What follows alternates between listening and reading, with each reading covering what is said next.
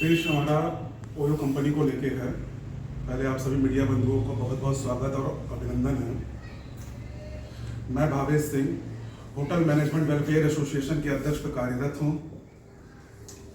आज का जो विषय हमारा है वो ओयो से संचालित जितने भी होटल हैं उनकी समस्याओं को लेके है।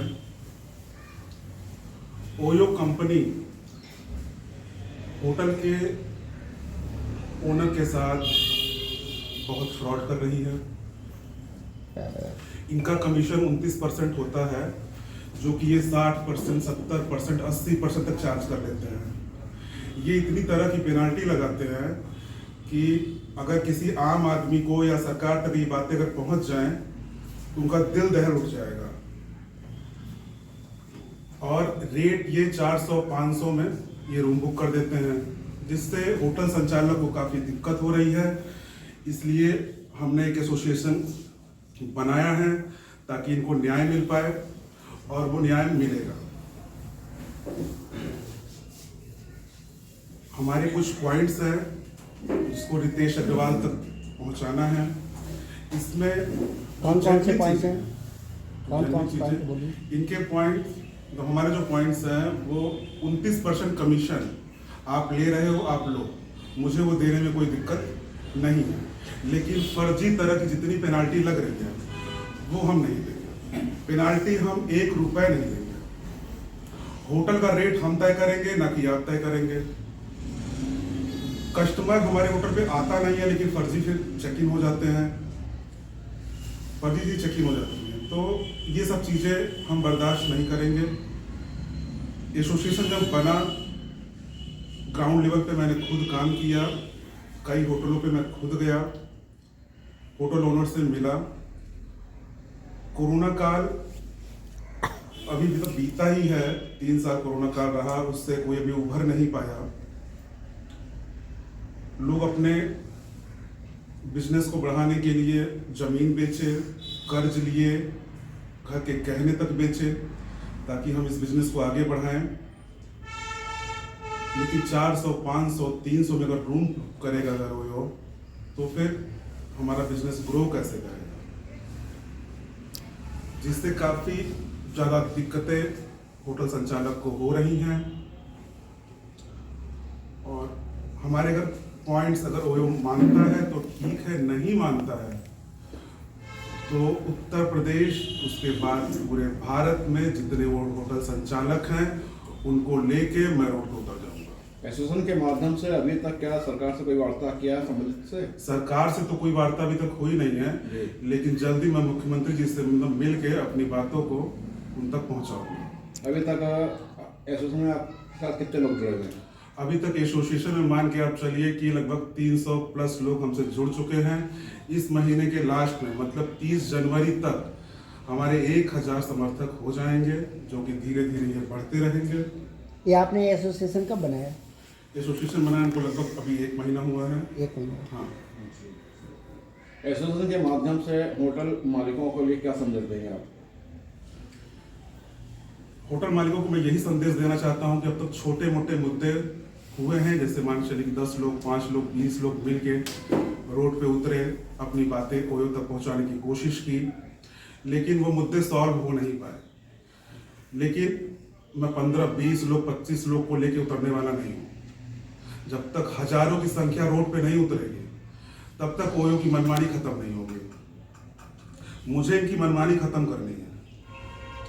तो उनको कोई एप्लीकेशन आज तक आप लोगों ने किसी माध्यम से भेजा या नहीं भेजा? ओयो को, ओयो के जो निचले तबके के जो एम्प्लॉय होते हैं, जो हमारे डिस्ट्रिक्ट में काम करते हैं, उनसे मैंने ही नहीं, जितने होटल वाले हैं सबने बोला, लेकिन हमारी कोई सुनवाई नहीं है। वो लोग कहते क्या है?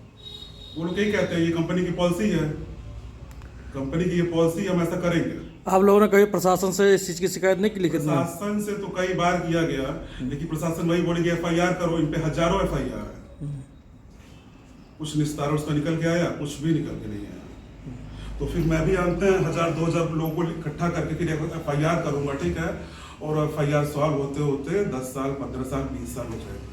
तो मैं FIR करने के मूड में बैठा ही नहीं उस समय। मेरी जो समस्याएं हैं, अगर ओयो कंपनी मानती है तो ठीक है, नहीं तो मैं सबको लेके रोड पे उतरूंगा, तब आप मानो। तब भी अगर नहीं मानेगी, ठीक है, तो मैं भारत देश से ओयो का नामो निशान खत्म कर दूंगा। अच्छा, जो ये प्रेस वार्ता हो रही है, इसको लेकर लखनऊ में ही हो रहा है प्रेस वार्ता या फिर और कई जिलों में होने वाला है? नहीं, अभी तो लखनऊ प्रेस वार्ता हो रही है, लेकिन हमसे काफी लोग जुड़ रहे हैं, अलग अलग जिलों में सारे लोग जुड़ रहे हैं। अपना फिलहाल आपने भी इलाहाबाद का भी कुछ प्लान बना रखा कि प्रयागराज में भी कुछ ऐसा? इलाहाबाद हो गया, कानपुर हो गया, बनारस हो गया, गोरखपुर हो गया, अभी लखनऊ में है, आपका आगरा हो गया, हर जगह अपना लोग परिचय जुड़ रहे दें। हैं। आप अपना पूरा परिचय दें। मेरा नाम भावेश सिंह है, मैं होटल मैनेजमेंट वेलफेयर एसोसिएशन का अध्यक्ष हूँ। उसके साथ साथ मैं एक होटल संचालक भी हूँ। हमारे 6 होटल इलाहाबाद में चलते हैं, बनारस में चलते हैं, गोवा में चलते हैं, लखनऊ में भी चल रहे थे। लखनऊ में इनका जो 300-400 वाला जो चक्कर था, उसके चलते मुझे 3 होटल अपने बंद करने पड़े। उसके बाद फिर हम इलाहाबाद किए। इलाहाबाद में भी वही प्रक्रिया शुरू हो गई इनकी, और पूरे देश में शुरू कर दिया इन्होंने प्रक्रिया, पूरा देश में शुरू कर दिया। अब होटल संचालक 300-400 में रूम कहाँ दे पाएंगे? वो तो संभव ही नहीं है। उसका 70-80% आप खुद रख लेते हो, तो 20-30% में हम करें क्या? वो तो कुछ संभव ही नहीं। उस पर हम जीएसटी दे 18%। तो ओयो कंपनी केवल लूटने वाला काम कर रही है, इसके अलावा कुछ भी नहीं कर रही, केवल लूट रही है।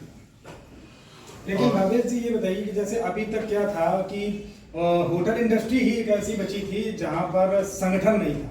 हाँ। तो आपने ये जो पहला संगठन लेकर के आप मैदान में कूदे, क्या लगता है अभी तक लोगों ने क्यों नहीं बनाया? क्या कारण हो सकता है? और आपने बनाया तो क्या सोच कर बनाया कि इसमें जीतेंगे या फिर औरों की तरह हारना है? अगर जंग होगी तो जीतूंगा मैं ही।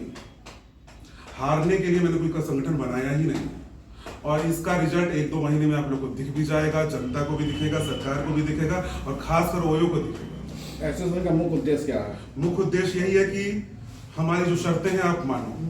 हमारी एक सुनवाई नहीं हो रही है। अगर हमने कहा कि तो हमारा रेट सही कर दो, आप हमारा 2000-2500 का रूम है, आप 300 में बुक करोगे, 500 में बुक करोगे, ये आप कैसे डिसाइड कर सकते हो? होटल हमारा, आपका एक एप्लीकेशन है, आपकी कंपनी है, वो ठीक है, लेकिन सुनवाई तो हमारी भी होनी चाहिए कि नहीं होनी चाहिए?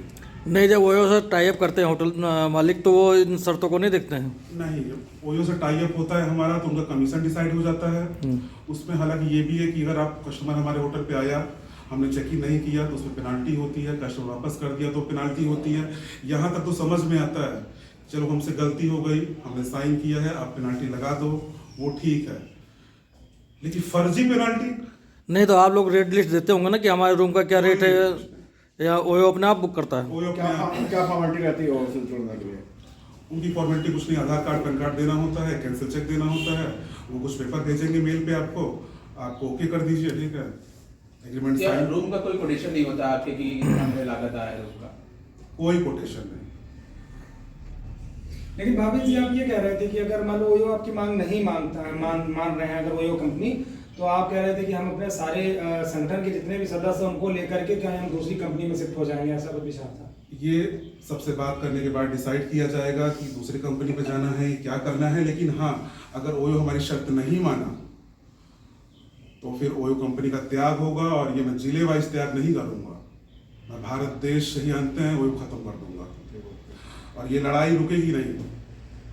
छोटे मोटे मुद्दे होते रहे हैं, ओयो दबा देता है, चाहे वो प्रशासनिक तौर पे हो, चाहे वो पैसे के बल पे हो, लेकिन जो लड़ाई मैं लड़ रहा हूँ, मैं अपने अंतिम सांस तक लड़ूंगा, और ये मुझे दबा ही नहीं पाएंगे। सर, मुख्य मांगे क्या है आपकी? मुख्य मांगे हमारी यही है कि हमारी पेनाल्टी, अब तो हम 1 रुपये आपको देंगे नहीं, पेनाल्टी नहीं देंगे, और रेट हमारे अकॉर्डिंग करो आप। मुख्य मांगे हमारी यही है, और ये सबसे बहुत बड़ी समस्या हो गई है। अगर 1 लाख रुपए अगर आया, तो ध्यान से सुनिएगा, 1 लाख रुपए अगर आया तो 70,000-80,000 तो ओयो ले रहा है, 20,000 रुपये 18% में जीएसटी दे दिया, तो फिर मैं होटल चला क्यों रहा हूँ? कितने होटल बंद हो गए। सरकार रोजगार को बढ़ावा दे रही है, मतलब आप रोजगार करो, वो नौकरियां दे नहीं पा रही है। ये जो बड़ी बड़ी कंपनियां हैं, ये तो रोजगार खत्म कर रही है, मोनोपोली क्रिएट करके रख दिया है मार्केट में, इनकी मोनोपोली खत्म करनी है। समस्याएं तो मतलब इतनी ज्यादा है, कहा तो कि अगर आम जनता को पता चले और सरकार को पता चले, उनका दिल दहल जाए। तो इन मुद्दों को लेकर के आप सरकार के पास संगठन को एक साथ क्यों नहीं जा रहे हैं फिर? सरकार के पास मैं जाऊंगा जल्द से जल्द। मैं मुख्यमंत्री जी से भी मिलूंगा, जरूरत पड़ी तो प्रधानमंत्री जी से भी मिलूंगा। लेकिन ओयो एक सरकारी संस्था तो है नहीं, सरकार के पास जाऊं, सरकार उसका निवारण करे। लेकिन हाँ, मुलाकात करके मैं अपनी चीजें उन तक पहुंचाऊंगा जरूर।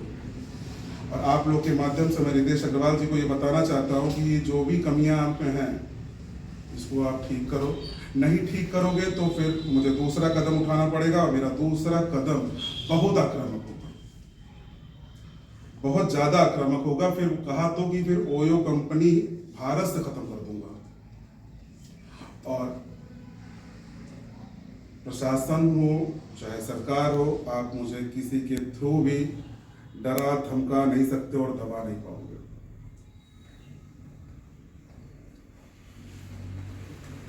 ठीक है।